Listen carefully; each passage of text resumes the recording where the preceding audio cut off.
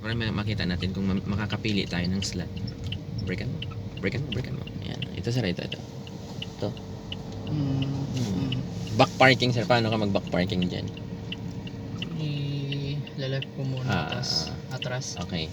So bago ka mag-diagonal sir, ang gawin mo, itong side mirror mo, 'di ba? Ito yung unang line no? Itong may gutter, yung may pula. Yung pangalawang line sir, yun yung puti na yun.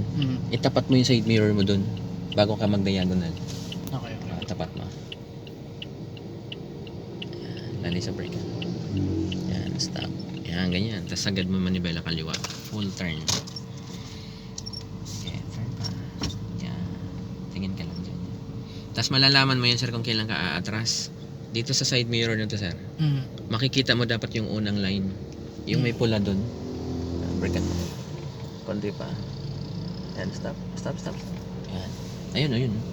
Di ba kita mo na siya dito, di ba? Yung unang lane po? Oo. Yung may gutter kanina. Oo. Pag kita mo na siya dyan, halimbawa sir, kotse siya. Makikita mo lang yung gulong sa harap at gulong sa likod ng kotseng nakapark doon. Ibig sabihin pwede ka na mag-reverse.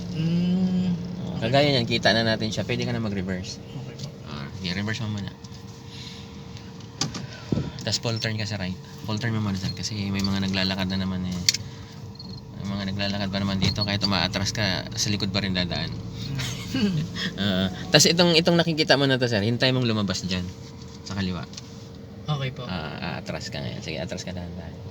Una mo makita dyan yung pinaka-gutter, yung pinaka-unang line. Yung dulo po. Oo. Tapos yung last mong makikita dyan sir, yung stopper. Yung may kulay yellow black. Ayan sir. Konti na lang, konti pa.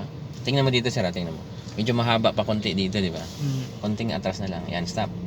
Ayan, pwede na yan.